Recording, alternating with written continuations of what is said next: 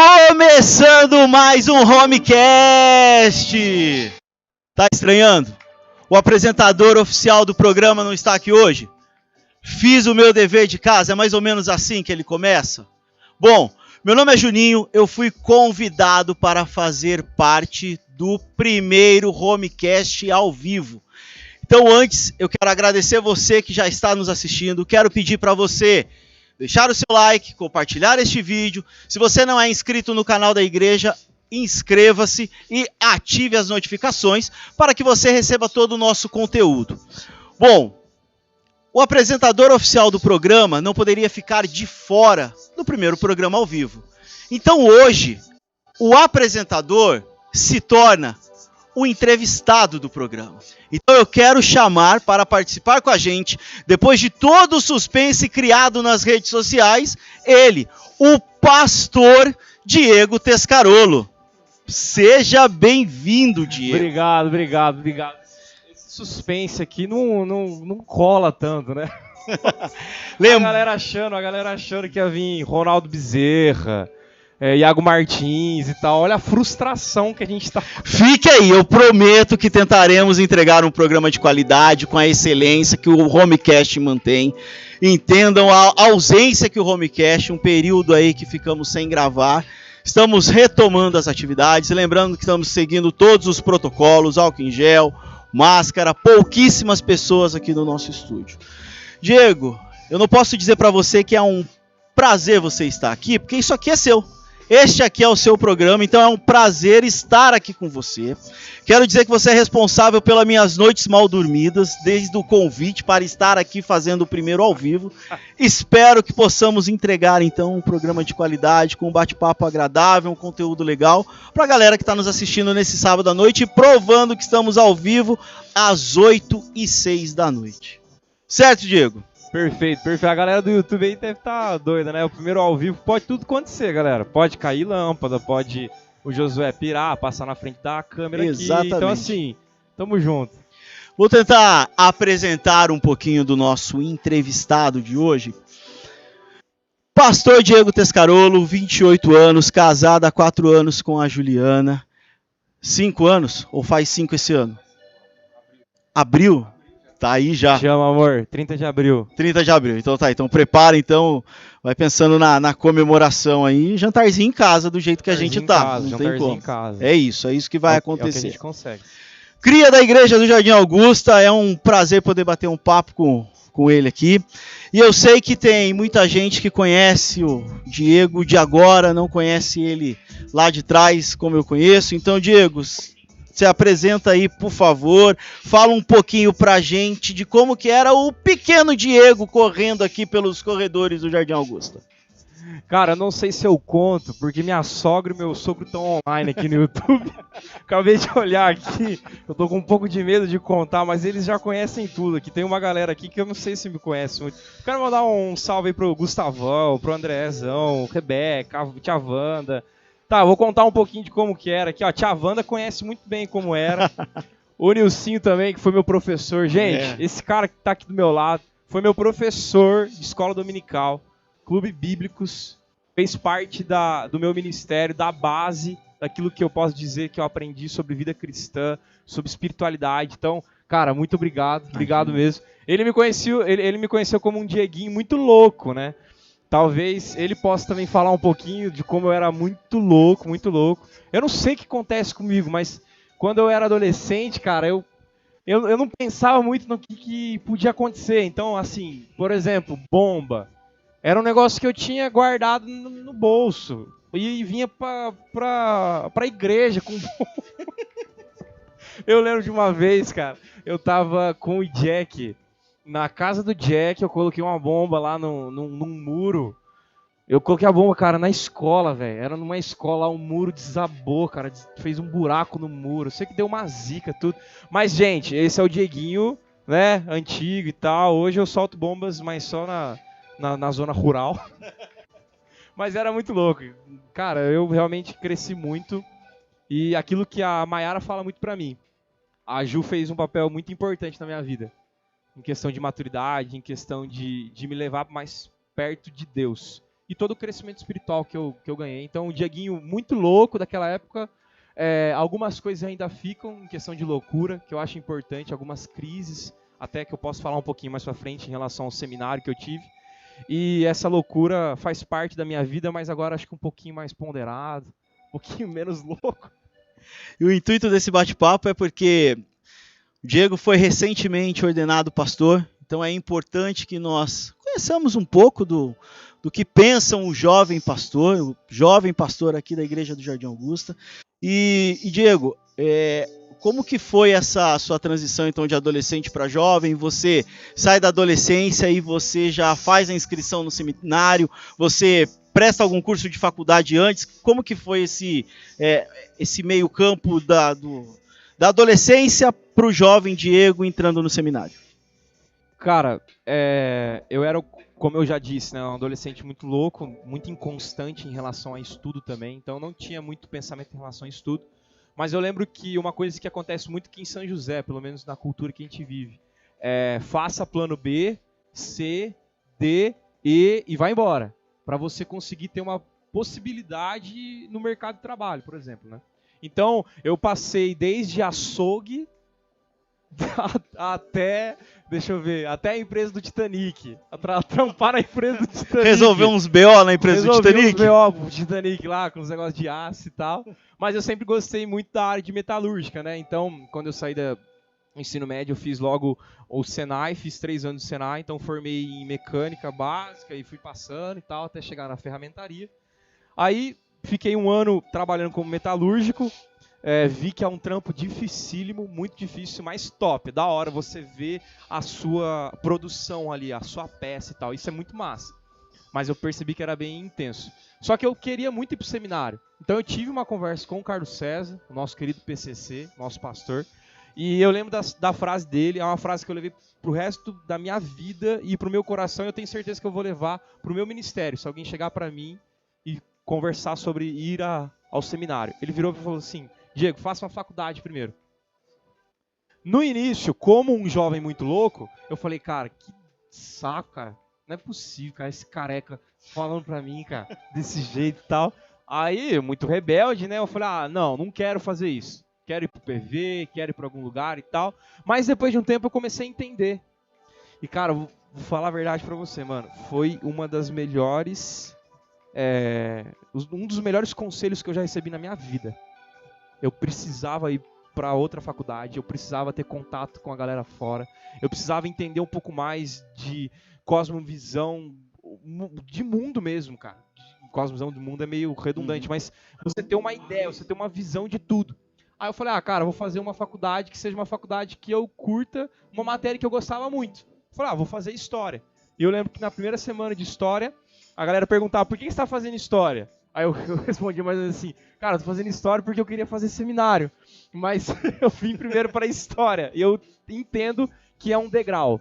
Então eu tô passando por esse estágio, fiz faculdade de história, me formei em história, antes já tinha formado no Senai, fui para história, e depois de história, graças a Deus, cheguei no Carlos César, não foi o Carlos César, né, porque aí eu rodei várias igrejas, posso contar isso um pouquinho mais pra frente, e aí eu consegui ir pro seminário, mas aí eu fui pro seminário depois de, sei lá, 5, 6 anos. Fiz 4 anos de história, fiquei acho que 1 ano parado, acho que eu casei nesse meio termo. Eu sou muito ruim de datas, mas é mais ou menos nesse caminho. A Ju pode me ajudar aí no chat. Não ajuda não, Ju, não ajuda. Não ajuda. Mas foi mais ou menos nesse caminho, cara. Eu fiquei nessa pegada, né? E, cara, foi um momento de crescimento espiritual, cara. Poder conversar com gente que já ouviu de Cristo, mas não sente Cristo, mas precisa muito de Cristo, que é o ambiente de universidade. Sim. Então foi top, fiz aqui na Univap. Entendi. E cursando a universidade, falta 1 ano a menos para eu me formar ou para eu chegar no seminário? O tempo todo de faculdade, em nenhum momento a ideia de ir para o seminário esfriou e quero ser professor, quero dar aula na graduação, alguma coisa, esfriou ou não? Aquela chama permaneceu acesa? Cara, ficou acesa, porque assim, eu gosto muito de história, mas eu sei que não é o meu plano A. O que eu amo é cuidar de pessoas. Eu amo vidas. Eu sei que história é muito importante para mim. E eu entendo que foi importantíssimo na bagagem que eu tenho hoje. Mas o que eu amo fazer é ter contato com vidas. Então, eu tinha contato com vidas na faculdade de História. Então, o meu pastorado, o meu ministério pastoral, ele começou na faculdade. Muito antes até. Eu trabalhei uma época, esqueci de falar, trabalhei na Caixa Econômica Federal. Rodei, cara. Rodei, aquele molequinho de negócio azul e tal, posso ajudar? Eu ajudava os idosos lá. Pra fazer isso, fazer aquilo. E lá eu tinha um ministério com 2 guardas de oração, cara, de leitura bíblica. Então, cara, sempre o ministério de cuidar de pessoas, de levar a palavra, foi algo muito forte pra mim. Muito forte. Desde moleque. E muita gente falava isso pra mim. Desde a minha base. Tia Marlene, tia Lúcia, minha mãe, e vem vindo. Aí vem tia Cris, tia Wanda, seu pai, Gildazo, Tereza. Aí vem você, a galera, Juninho, que é um cara que me influenciou bastante como missionário. Fiz uma viagem missionária pra lá.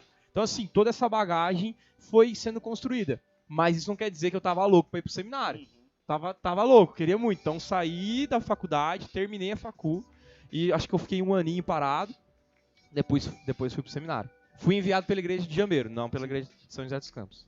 Vou confessar para quem está nos assistindo que é muito bonito falar que fez parte da minha sala dos adolescentes. E agora eu quero perguntar, fazendo um link com o seminário.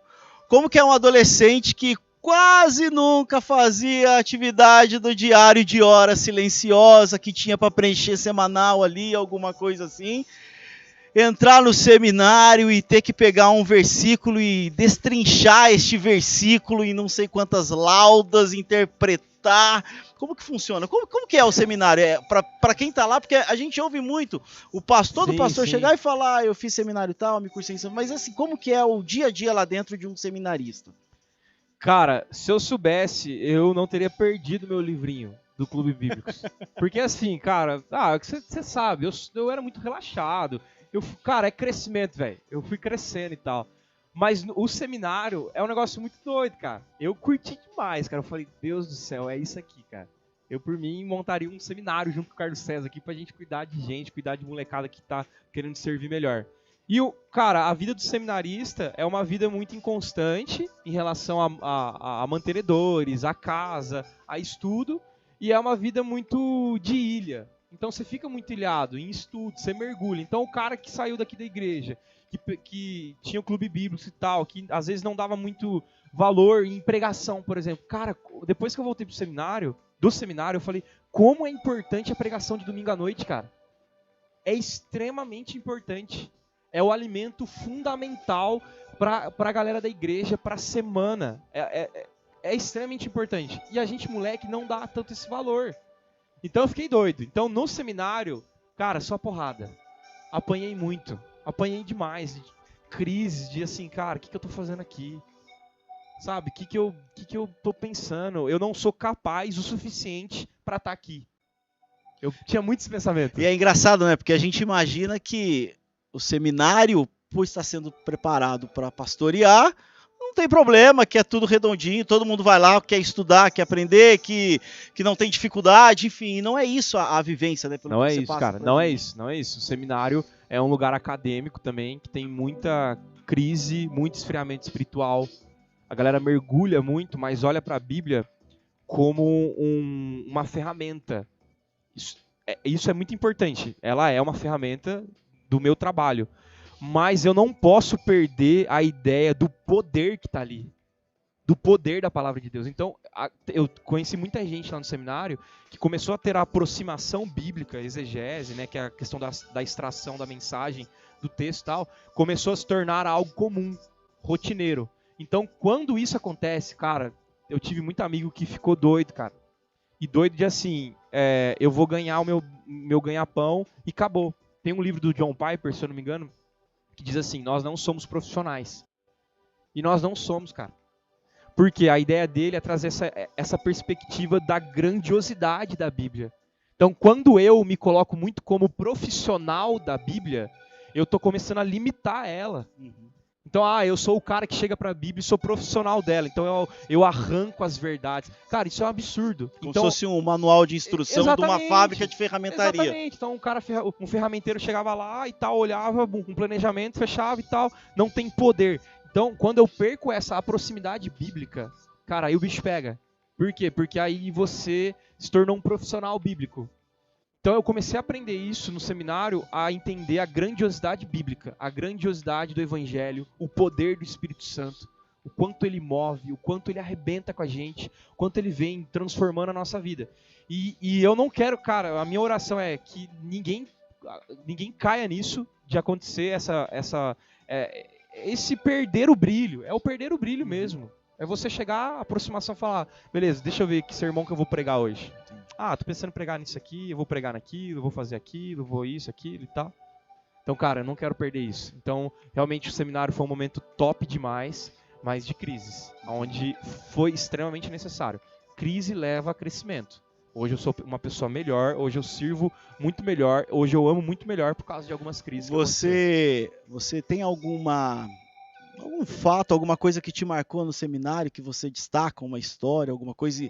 Porque isso que você está falando de ler a palavra com esse fervor é muito importante mesmo. Eu costumo falar para os adolescentes que estou de volta com os adolescentes, né? Fiquei 7 anos com a sua turma, tenho 2 pastores nas costas, você e o Duio, né? Estou agora novamente com os adolescentes. Vai pegar mais pastor aí. Espero que sim, mandar um abraço. A melhor turma de adolescentes que eu tenho é a de agora, mandar um abraço para eles agora. Ô turma belezinha, inteligente, comprometida, gente boníssimas. Mas fala aí, dei essa enrolada para você pensar aí uma história interessante da sua época de seminário aí que você tenha vivenciado. Pode ser sua, cara, ou de algum colega, enfim. Vou ser sincero pra você. Eu não teria uma específica, mas o que me marcou muito, a questão da amizade. A gente brincava, né, que eu morei fora do seminário. Então, quando eu cheguei, não tinha lugar dentro do seminário. Eu tive que morar fora. E o seminário tem um prédio, que eles compraram uns 10 km do seminário, lá em Campinas. Então uma galera morava lá, a gente falava que a gente era meio louco e tal, os caras colocavam a gente fora porque a gente era muito louco, mas não era nada disso, era porque a gente não conseguiu vaga lá dentro. Pra falar a verdade também, a gente não tirou uma boa nota no vestibular, vou ser sincero. Aí fomos lá pro canto lá, e não tinha lugar e tal, fomos lá pro Campos Elíseos, chamava. Aí essa galera ia todo mundo junto num carro pro seminário. Então pensa, 5 caras dentro de um carro, dentro de um ninho indo pra lá. Cara, essas idas e vindas foram os momentos, acho que, mais especiais, onde a gente chorava, onde a gente dava muita risada, onde a gente amava pessoas, onde a gente parava o carro e falava, cara, vamos parar ali pra orar por aquela pessoa? Eu lembro que uma das vezes que a gente tava voltando, a gente parou pra orar por uma mulher que tava grávida na rua, em situação dificílima, e a gente orou por ela, a gente teve uma possibilidade de levar uma cesta básica e tal, acompanhando, ela morava próxima da gente. Então, assim, teve vários momentos. As aulas, cara, teve muita aula top, de professor, a Ju mesmo que tá assistindo, ela vai lembrar de algumas aulas que arrebatavam o nosso coração, a gente ficava entregue. Então, assim, as aulas eram especiais.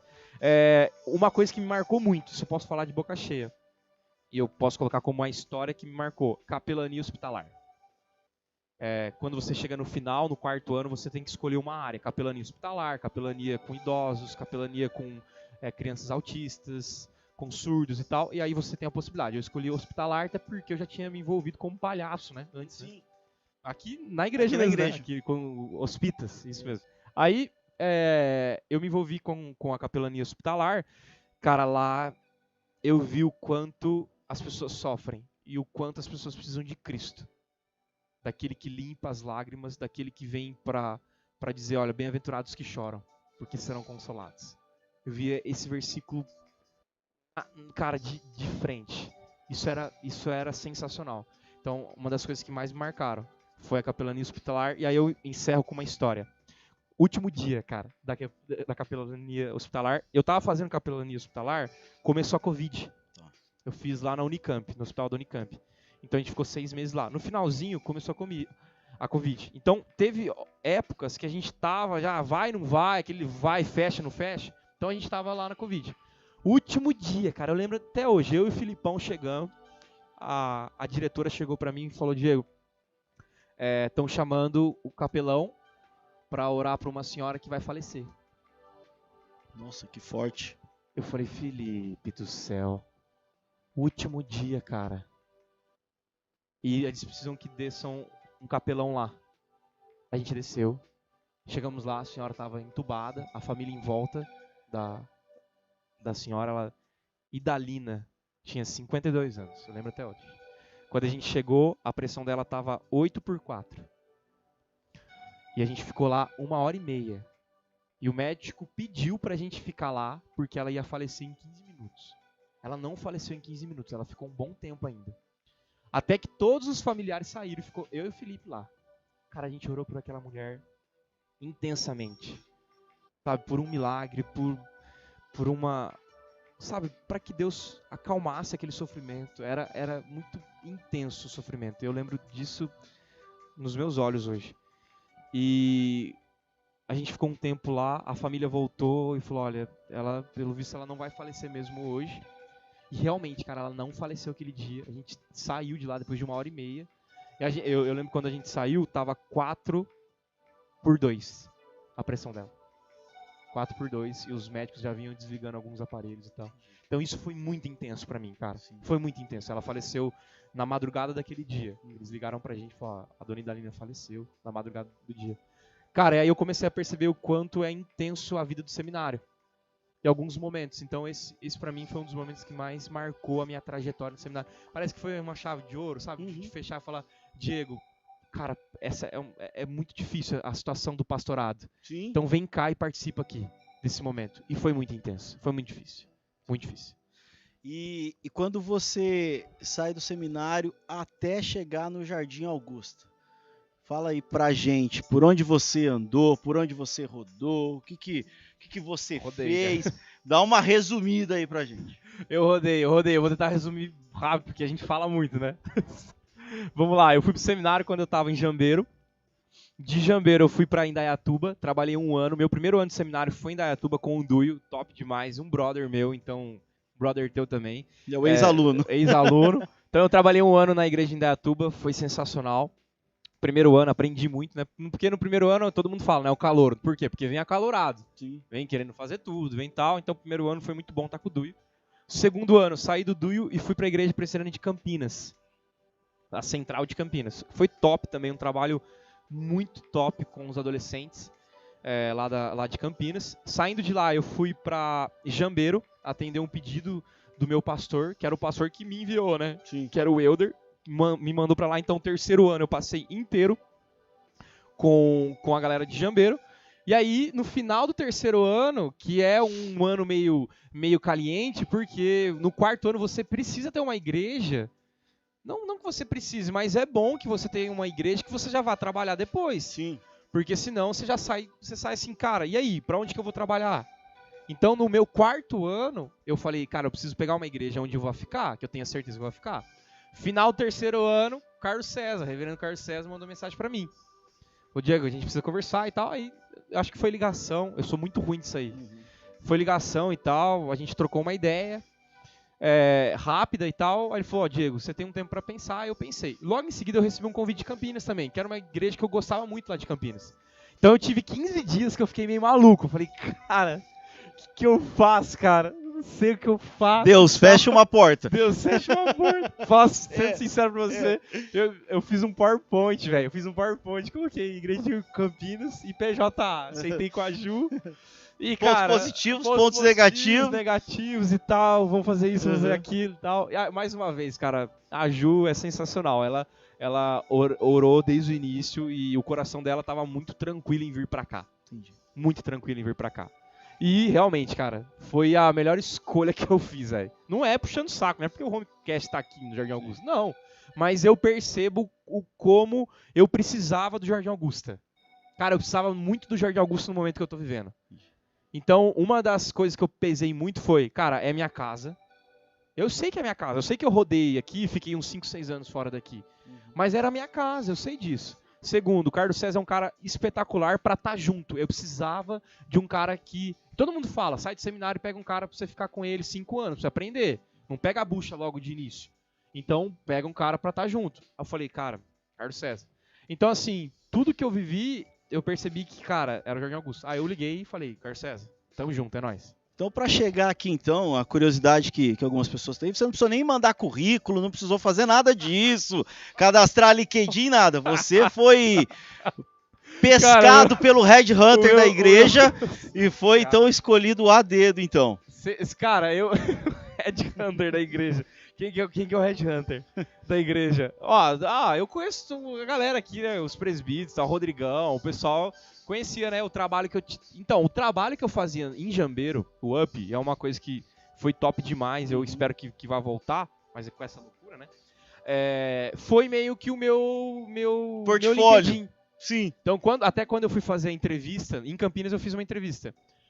O cara falou, como que tá o trabalho em Jambeiro? Cara, o cara de Campinas lembrou de Jambeiro. Então, assim, realmente o trabalho que a gente tava fazendo lá tava top. Então, eu acho que meu LinkedIn, meu currículo aí, sei lá, foi nessa área. Foi nessa área. Entendi.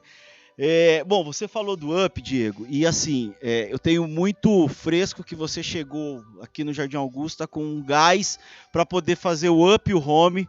Acho que teve a oportunidade de fazer, não sei, 4 ou 6 reuniões, mais ou menos, e tivemos que parar.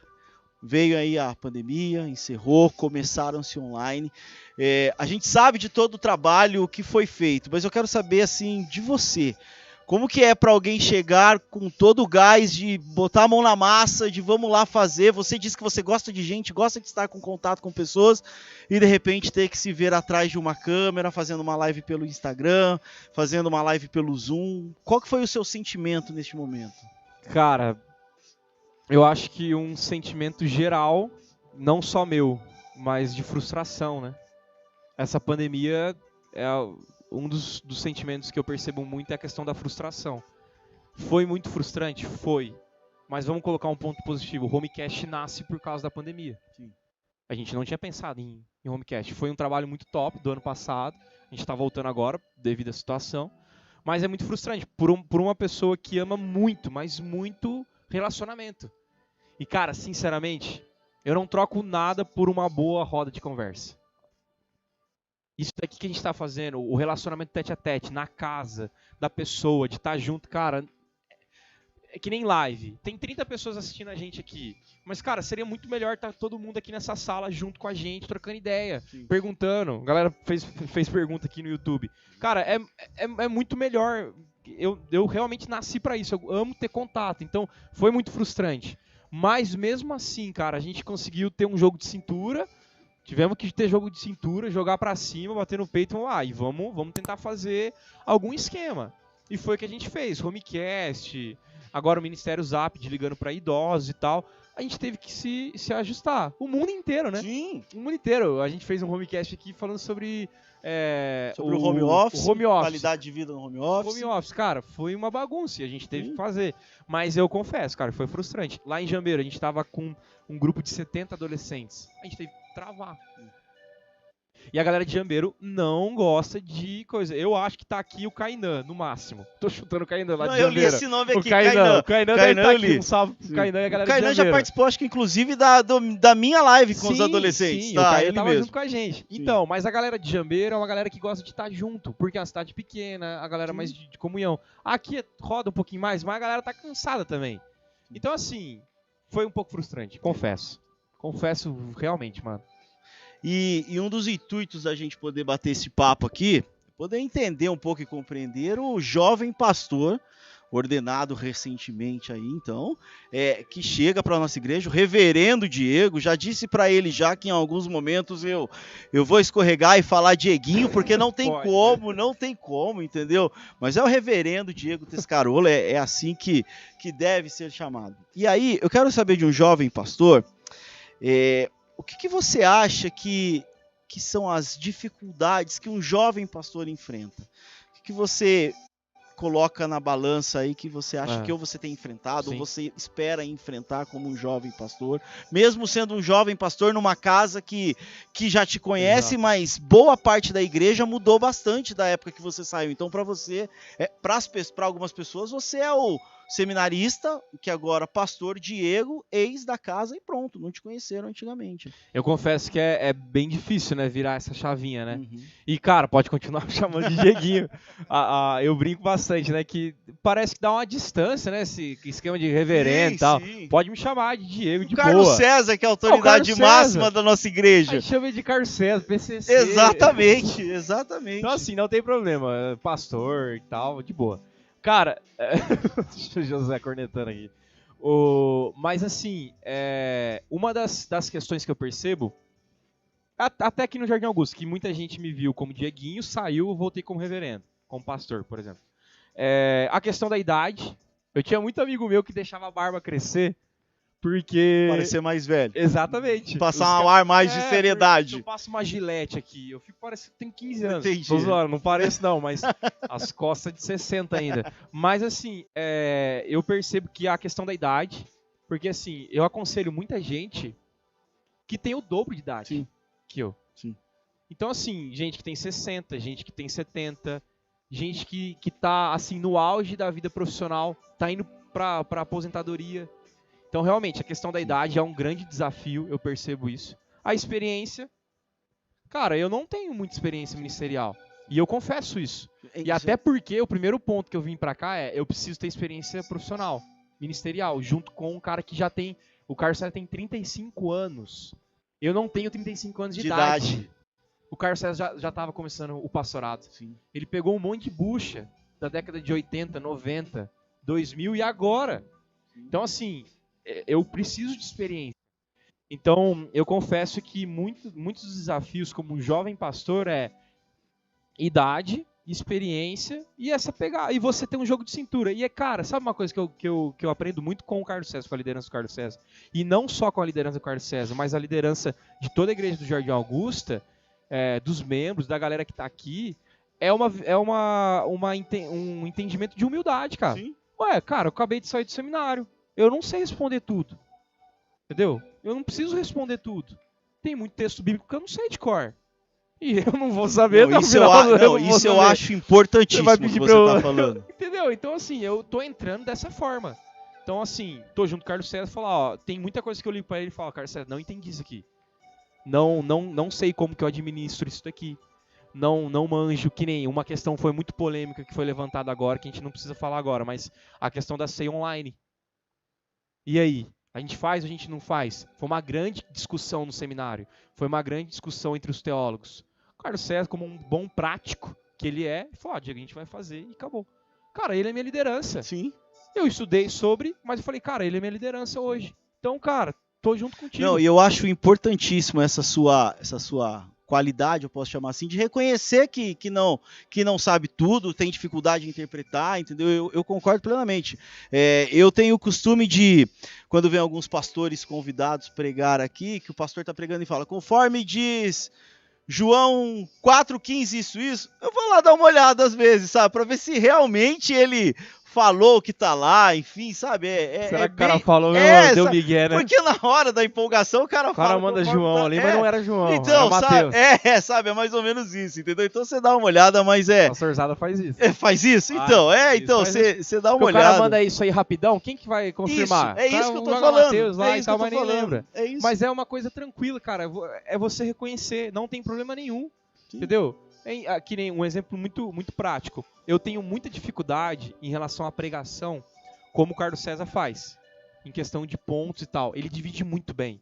Cara, eu tiro o chapéu. O cara tem 35 anos de ministério, mas cara, como ele consegue sintetizar um argumento em poucos minutos, em textos rápidos. E dividir em 3. Eu tô aprendendo muito com ele nisso. Por quê? Porque no seminário a gente sai formatadinho.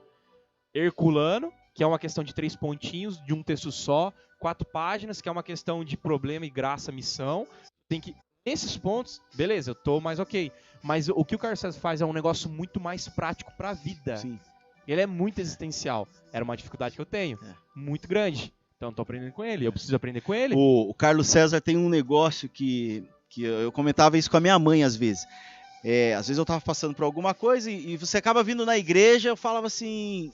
você falou pro pastor da igreja o que eu tô sentindo? Porque sabe quando você vem e parece que ele põe algo prático na sua vida e fala, olha, segunda-feira é isso que vai acontecer?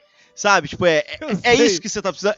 Cara, você falou, é verdade, ele é muito prático mesmo, é uma pregação prática, entendeu? Ele contextualiza, conta a história do que era, mas ele traz para uma aplicação prática que você fala, realmente a Bíblia é aplicável. É isso mesmo. Independente do texto que ele pega. Simplicidade. Então, eu tô aprendendo demais. No seminário você aprende 4 anos de muita bagagem e muitas vezes complexo. Muitas vezes complexo. Quando você chega no campo, por isso é principal você estar com o cara.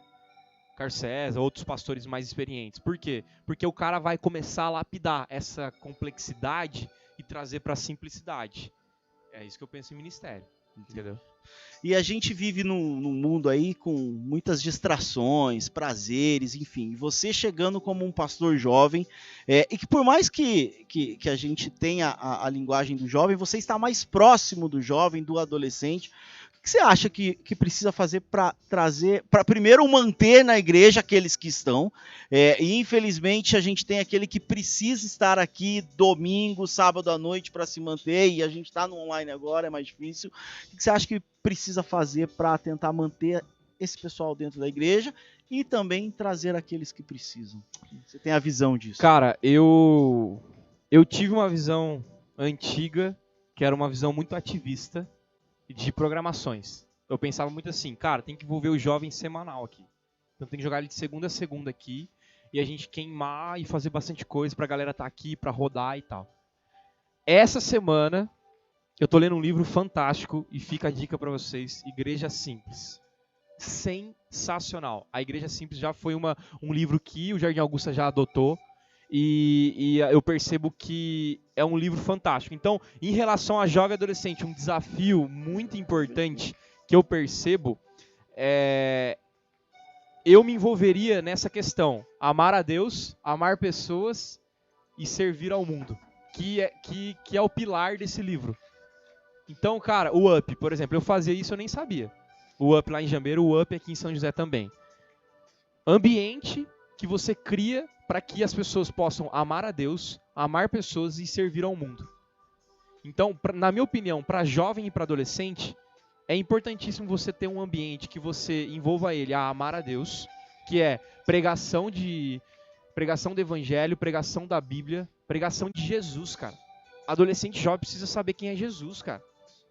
Precisa saber o mover do Espírito Santo, transformando no coração. Precisa saber quem é Cristo. A galera não sabe muito bem o que é Cristo. Se é uma força, se é um político, se é um líder. Cara, que isso? Cristo vem para salvar. A gente tá falando sobre Páscoa, ressurreição. Cara, ele tá vivo. Tá vivo. A gente precisa saber como o Cristo vivo pode transformar a vida de um adolescente, de um jovem. Então, aprender aquilo que Deus pode fazer. Primeiro ponto. Então, palavra a todo instante. E eu não tô falando palavra de tipo assim, agora nós temos um momento agora de palavra, nós vamos fazer isso. Louvor. Um momento de louvor. O Up de Jambeiro, o Up de São José, a gente faz muito isso. Informal, sim, intencional. É bate-papo. É bate-papo, trocando ideia. Então eu tô sentado jogando uma sinuca com o moleque. O moleque tá falando dos pais. Então como que eu posso falar de Deus nesse momento? Como que esse moleque pode aprender das características de Deus? Sabe, dos desígnios de Deus, daquilo que Deus é. Deus é santo e Ele quer santidade do povo, então a gente precisa falar sobre santidade. Eu acho que quando a gente vai pensar em muita programação, a gente acaba tendo eventos relacionais. Exatamente. Acaba tendo relações eventuais do que eventos relacionais. Exatamente. Entendeu? Então a gente acaba se preocupando muito com a programação. Eu acho que tem que ter louvorzão, vamos fazer, encher a igreja, ok. Mas todo sábado cansa pensar em programação. Exatamente. Então é um negócio que todo sábado tem. O que tem? Tem um bate-papo, a gente vai abrir a Bíblia, vai ler uma leitura, você vai contar o que está acontecendo. É isso aí. Comunhão entre a gente vai fechar um grupo e é isso. É isso mesmo. Sabe, a gente tem que esquecer que a programação tem que ser menor do que a conversa e o bate-papo. Perfeito. E isso daí afeta muito o jovem. Por exemplo, a gente falou da questão do amar a Deus. Ele vai amar muito a Deus aqui, ele vai aprender a amar a Deus. Segundo, ele vai amar pessoas, porque tem pessoas aqui. Então ele precisa amar pessoas diferentes, pessoas que são sistemáticas, pessoas que são meio iradas às vezes. Então tem todo tipo de pessoas. Então aqui é necessário ter isso. E por fim ele vai servir o mundo. Como que ele serve o mundo? Em algum ministério. E aí pensando nesse terceiro ponto em questão do adolescente e do jovem, como que ele serve o mundo vindo aqui de segunda a segunda? Como que ele vai amar um brother dele da facu? Como que ele vai ter contato com o cara se ele não tá com o cara? Então não tem como. Então não pode, na minha visão, não tem como você ter uma igreja ativista em relação a jovem e adolescente. Não tem como. O adolescente precisa estar no meio que ele tá. Ele vai estar aqui amando Deus, aprendendo de Deus, ele vai estar aqui amando pessoas, mas ele precisa servir o mundo lá fora. E ele vai servir o mundo aqui dentro? Ele vai servir numa recepção, ele vai servir na câmera aqui com a gente, no Zap, mandando para idosos e tal. Ele vai servir ajudando, mas ele precisa ter contato lá fora. Como que ele vai ter contato com uma programação de segunda a segunda? Então o jovem precisa conhecer mais de Deus. Eu resumiria nesse ponto. Ame a Deus sobre todas as coisas e ame ao próximo como a ti mesmo. É o maior mandamento, Jesus falou isso. Em Mateus 22. Então assim... Opa, peraí, Mateus deixa 22, eu ver. Deixa eu ver. Eu joguei pra falar isso. Eu lembrei por causa da questão do presbitério. Eu preciso lembrar, Mateus 22 é o sumário da lei, Mateus 22, se alguém perguntar isso, Mateus 22. Olha, a gente tá... Cadê? Eu perdi aqui. Milhares de pessoas. Não, tem uma pessoa... Dieguinho, olha onde a gente chegou. Eu vou abrir aqui no YouTube. Não, olha onde chegou. Eu vou falar uma pergunta, aqui. Olha só. Daniel Felberg, Dieguinho. Olha onde a gente chegou. Daniel Felberg. No chat aqui, ó. Daniel Felberg, olha. Dieguinho, como que é a sua rotina de relacionamento com Deus? Daniel Felberg. Primeiro, deixa eu mandar um abraço pro Daniel Felberg, que foi um cara que fez muito aqui na nossa igreja, faz falta na nossa igreja. Se eu começar a falar sobre ele... Não, imagina, dos discipulados dele eu vou com chorar você, aqui. eu imagino. O Felberg é um cara que tá comigo desde os 12 anos, e eu vou falar pra você, ele me ligava praticamente todos os meses no seminário. O Felberg foi um cara próximo, mantenedor próximo, cuidou do meu coração. Mano, eu te amo, velho, muito obrigado, você cuidou da minha família no seminário. Cara, eu fico realmente emocionado, velho. Ele foi um dos caras, um dos únicos, assim, de mantenedores, porque eu sei da correria da galera, sim, mas que me ligava e falava, Diegão, como que você tá? Diegão não, né? Dieguinho. Dieguinho, como que você tá? Então, cara, muito obrigado. Continue fazendo isso. E ele me impactou muito. Por quê? Porque ele pegou 2 moleques aqui no Jardim Augusta pra fazer discipulado próximo. Eu e o Duio. O Felberg, então, tem uma percepção também de discipular pastor também, que eu vou te falar, hein, Felberg? Cara, ele entendeu a visão que eu acabei de falar, de servir pessoas, de servir o mundo, de entender isso. Então, cara, eu nem sei mais a pergunta. Não, eu vou ver, porque agora você tá floreando ele aí pra dar uma ensaboada no Felberg, ele quer saber como que é a sua rotina de relacionamento com Deus. Cara, o meu relacionamento com Deus, ele é de intensidade, mas eu confesso pra você, eu não vou passar a ideia de que pastor é super-herói, não existe isso não, cara, não existe não, é relacionamento real. Então quando eu tô triste, muitas vezes com Deus, eu questiono Deus. Sim. Eu já fiquei um tempo sem ler a Bíblia porque eu tava chateado, cara, porque eu tava frustrado, porque eu passei muito tempo orando por algo e nada acontecia, de frustração. Cara, realidade. Sim. E aí eu volto a dizer a ideia do sacerdócio de todos os santos, né? Que a ideia de todo cristão é aquele que leva o evangelho. Eu sou um cristão assim, entendeu? Eu não sou um super-herói, não existe isso. Essa ideia do pastor como supramundo, sabe? Idealizar isso. E isso é muito perigoso, porque o cara começa a se achar realmente um semideus. Ele não é. Então nós temos aflições, nós temos sobrecargas, nós temos dificuldades. Então meu relacionamento com Deus é igual ao do Felberg, é igual ao do moleque, do Kainan que tá aí comigo, que é um relacionamento que às vezes tá olhando pra Bíblia e fala, cara, que canseiro, que sono. É um relacionamento que muitas vezes começa uma oração hoje, mas vai terminar amanhã dizendo amém no café. Entendeu? Mas eu creio que o relacionamento do ministro, por exemplo, ele tem uma questão um pouco mais de peso. E eu lembro daquilo que o Olivar falou pra mim lá no meu culto lá da ordenação. Ele falou, cara, é um peso muito grande, é uma responsabilidade muito grande. Então, por eu ter esse senso de responsabilidade, eu quero saber mais de Cristo. Porque eu sei que o maior papel do pastor é levar o alimento para a ovelha. Eu preciso levar o alimento para a ovelha. E aí eu volto a dizer uma frase que o Augusto Nicodemos falou há um tempo atrás. Ele fala assim, que um dos maiores objetivos da vida do pastor é cuidar dele mesmo. Então eu preciso cuidar do meu coração. Eu preciso cuidar do meu relacionamento com Deus. Eu preciso, porque se eu não cuidar, eu sei que as coisas vão cair. E cai mesmo, cara. Ah, cai. Cai. Pastorzada aí, cai. Cai mesmo, cara. E de tudo isso que você estava falando, eu vou fazer uma colocação que eu acho, que aí você veja se concorda ou não, a sua vida como pastor não pode depender de evidências de fruto. Você tem que pregar, né? Às vezes eu falo para o adolescente que muitas vezes a gente vai plantar, mas não é a gente quem vai colher, né? E se você ficar dependente de fruto, que relacionamento é esse com Deus? Sim. É um relacionamento de barganha? Sim. É onde se tem fruto tá ok? Sim. Se não tem fruto tá ruim? Até porque às vezes você colhe um fruto de alguém que plantou lá atrás. Exato. Né? Não, fruto, eu entendo, evidência. Sim. Com certeza, o cristão maduro, aquele que segue, que tá olhando para Cristo, ele vai ter, mas é consequência. Sim. Então eu não tenho um relacionamento com Jesus buscando resultado. Sim. Eu tenho um relacionamento com Jesus por aquilo que ele é. Sim. Então eu acho que isso que falta muito em adolescente, jovem, molecada toda. Ter um relacionamento com Jesus por aquilo que ele é. Ele é o Salvador. Ele é santo. Então eu quero ser santo igual a ele. Ele é poderoso. Eu quero ter esse poder que é nele, tá em mim, porque ele tá aqui comigo. O Espírito Santo tá comigo. Então eu tô vivendo aquilo que Cristo viveu. Eu preciso entender isso. Eu sou um pequeno Cristo. Eu tenho o poder de pregar a palavra. Eu tenho o poder de curar pessoas, cara. Entendeu? Porque Cristo fazia isso. Então aí a gente fica só no, é fruto. Sim. Cara, aí é furada. Até em questão de ministério, em questão de vida cristã também. Esse é um grande problema. Porque aí você torna-se um cristão de relacionamento de fruto, de barganha. Rolou, tô dentro. Não rolou, Deus, tô fora. Faz o apelo e conta pra ver, né? Pra ver se deu mais de 10 ou menos de 10. Preciso olha melhorar. Agora, hoje em dia, olha no YouTube. Não, vê quantos tem aí. Tem 50 pessoas aqui, ok. Mantém a pregação, mantém o nível. Então tá no Ibope. Vou soltar alguma coisa polêmica aqui pra dar Ibope. A galera tá aqui. Não, agora tem 12 pessoas. 12 pessoas. Por que 12 pessoas? Cara, isso é um absurdo. Isso frustra muito o coração.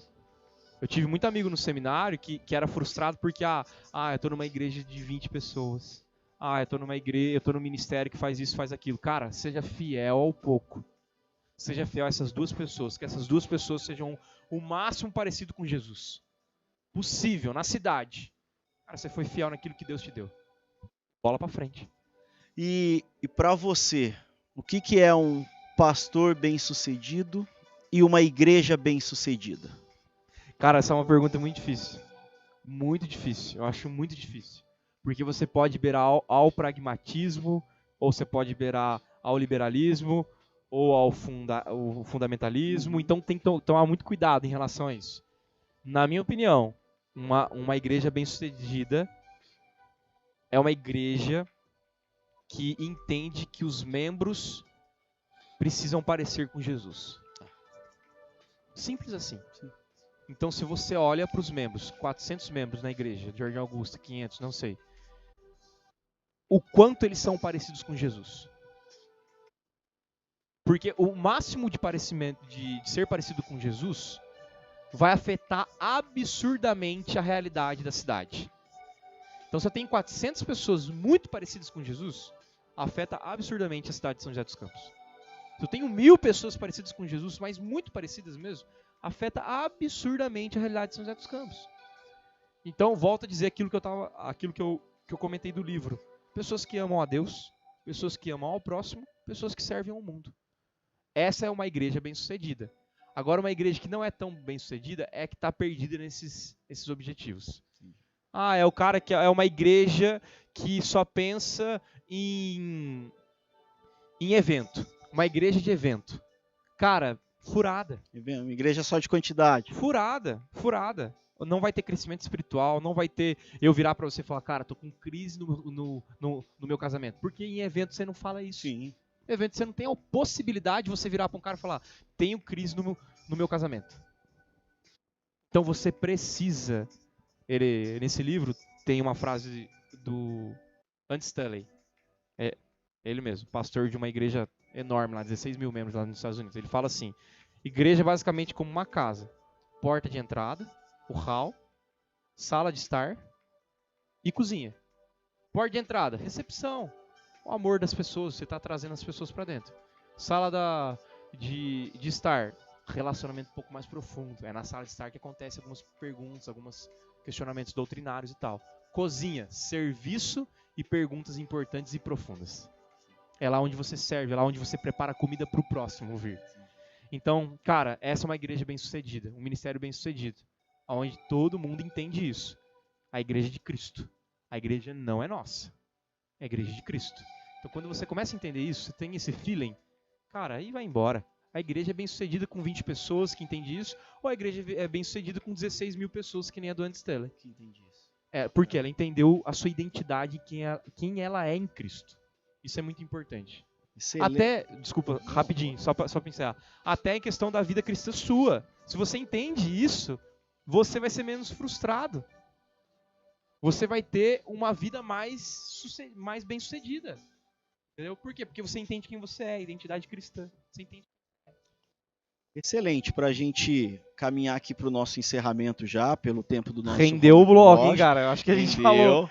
O Josué Olha, deu 30 minutos aqui, mas deixa eu ver como que a gente tá aqui. E aí, como eu fui convidado, Diego, para poder fazer este ao vivo aqui, e você me deu uma liberdade autoral, Diego, autoral, hein? Vou fazer 2 quadrinhos rápidos com você aqui, Diego. Ai, papai. Vamos lá. Um ou outro, tá bom? De bate pronto aí, sem pestanejar. Ó, eu vou pegar, hein? Tá, um ou ideia, outro. pode ser? Pode ser. Pode ser um ou outro, Assinado Diego. Nilson. Vai. Antigo Testamento ou Novo Testamento? Novo Testamento. Churrasco ou comida japonesa? Comida japonesa. Sermão sem tópicos ou em 3 tópicos? 3 tópicos, tá vendo minha dificuldade? YouTube ou Netflix? Netflix. Um belo estrogonofe ou um belo coraçãozinho de frango? Nossa, a pergunta mais difícil dessa live. A pergunta mais difícil dessa live. Tem ideia se eu tive ajuda ou não? Cara, Ju, você me arrebentou. Cara, coração de frango feito de estrogonofe. Beleza, demorou. Essa foi. Coração de frango no estrogonofe. Agora um bate pronto. Beleza? Eu mando alguma coisa aqui e você responde aí de bate pronto. Nossa, agora no ao vivo, né? Vai, é pra causar, ao vivo. né? É Vamos pra quebrar, lá. é pra quebrar. Um personagem do Antigo Testamento. Jonas. E do Novo Testamento, sem ser Jesus.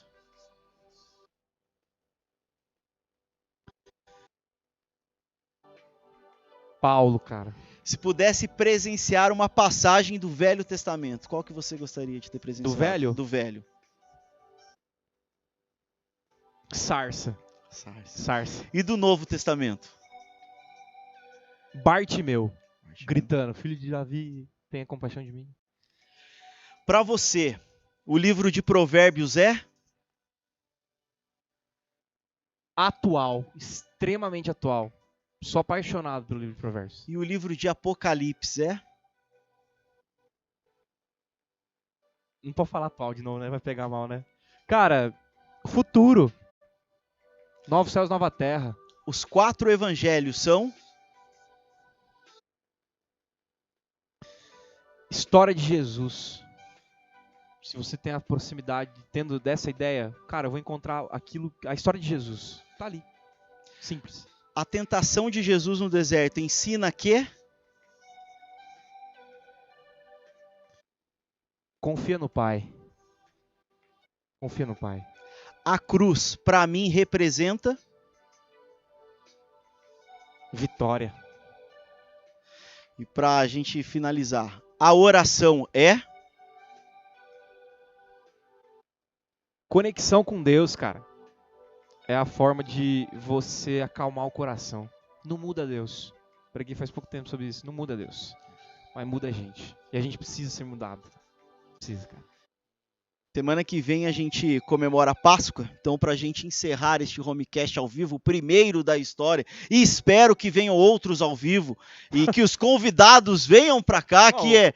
Faz um apelo, por favor, faz um apelo, porque a o galera apelo não vai quem vir. faz é ele, pelo WhatsApp, Vir, mas véio. é tranquilo, venham, aceitem o convite da produção do Homecast, eles deixam a gente super à vontade. Queria encerrar, Diego, tendo a proximidade da Páscoa, que você deixasse aí uma reflexão para a gente sobre a Páscoa, principalmente esse momento que que a gente está vivendo, que como eu estava conversando com você, quando tudo isso começou lá atrás, a minha tia disse, isso aí vai durar até agosto. Eu falei, imagina, até maio as coisas já estão resolvidas lá em março, e a gente já está caminhando para 12 meses nessa situação. Então deixa uma reflexão para a gente aí sobre a Páscoa. Mateus 28, 5 e 6 diz assim: Mas o anjo respondendo disse às mulheres: não tenhais medo, pois eu sei que buscai a Jesus, que foi crucificado. Ele não está aqui, porque já ressuscitou, como tinha dito. Vinde e vede o lugar onde o Senhor jazia. Cara, a grande palavra para você, para tua família é: Ele vive. Ele vive apesar da pandemia. Ele continua vivendo em nossos corações. Ele já não mais está aqui, como o anjo disse. Está vivo. O nosso Deus é um Deus vivo. Lembre-se disso. Ele é um Deus vivo. Então ele não está com os olhos fechados, a pandemia correndo solto, essa loucura que a gente está vivendo. Ele está falando assim, aconteceu. Não. Ele é vivo. Ele está aqui, ele está entre nós. Essa é a grande realidade da Páscoa. Ele vive, cara. Ele morreu, ele sofreu, mas ele vive. Está aqui entre a gente. Quando você entende essa perspectiva da Páscoa, você começa a trazer Cristo para o seu dia a dia. Eu tinha um professor, gosto muito dele, que é o Ricardo Costa, que ele falava assim: quando eu acordo eu falo, bom dia Jesus, como vai ser o nosso dia? Eu acho isso impressionante. Eu deixaria essa frase dele para a Páscoa. Comece a dar mais bom dia para Jesus. Fala, bom dia Jesus, o que a gente vai fazer hoje? Como vai ser o nosso dia vivo, espiritual, na palavra, com pessoas, no homecast top ao vivo. Então eu deixaria essa palavra para as pessoas. Ele não está mais morto, mas ele vive. Porque ele vive, posso crer no amanhã. Boa, Diego. E com essa excelente reflexão, a gente encerra o nosso homecast ao vivo. Lembrando novamente para você compartilhar este vídeo, deixar o seu like, se inscrever no canal da igreja para que você receba a notificação não só do homecast, como de toda a nossa programação. E é isso. Acompanhe nas redes sociais os próximos eventos, próximas programações. Estaremos online por algum tempo, não sabemos quanto tempo isso vai acontecer, mas isso não vai nos inibir de estar em contato e de levar a palavra para todos. É isso? Quero agradecer. Cara, foi top demais. Que bom. Saiba que você será contratado. Não. A galera tá falando aqui, ó. Cara, foi top demais o ao vivo. Então, foi sensacional e tal. Gente, muito obrigado por estar com a gente aqui. O ao vivo realmente dá um pouquinho mais de suador, porque dá aquele medinho, né, de ao vivo e tal. E a gente vai continuar com o ao vivo, então, a partir de sábado que vem, todo sábado, 8 horas, ao vivo, neste canal, nesse horário, tá todo mundo junto. E falaram aqui, por favor, tragam o Nilcinho e o Juninho mais uma vez. Com certeza. Deve ter sido a minha mãe, isso aí deve ter sido a minha mãe, alguma coisa nesse sentido. Não foi, a gente pode fazer um dia com 3 pessoas, 2 entrevistadores e tal. Ó, salve de palmas pro Juninho, foi top demais. Imagina, tamo top. junto. Obrigado, aí, a gente sabe que é importante a gente compartilhar experiência, bater papo. Isso aqui nada mais é do que um bate-papo, é como você falou, era para ser um bate-papo com 30 pessoas aqui, jogando um assunto e deixando fluir. Entendeu? Foi top. É isso que a gente gosta de fazer. E eu lembro muito quando eu vinha dar aula para os jovens, depois dos adolescentes, eu olhava a Yane, a Lela e a Celi na sala, eu sabia, eu vou jogar um assunto e elas vão, e o Gustavão vem, e o Vinícius fala, e o André fala, sabe? E é isso top, que é o gostoso. Isso que é o gostoso. E os adolescentes também. Então a gente continua junto ainda que precisar. Tamo junto. É isso, gente. Valeu, obrigado. Ó, não esqueçam mais. Máscara, álcool em gel. E é isso. E muita oração que a gente vai passar junto por essa aí. A gente vai sair dessa aí. Beleza? Valeu, é isso, galera, gente. Muito obrigado. Junto. Encerramos aqui mais um homecast. É nóis. Obrigado, Josué.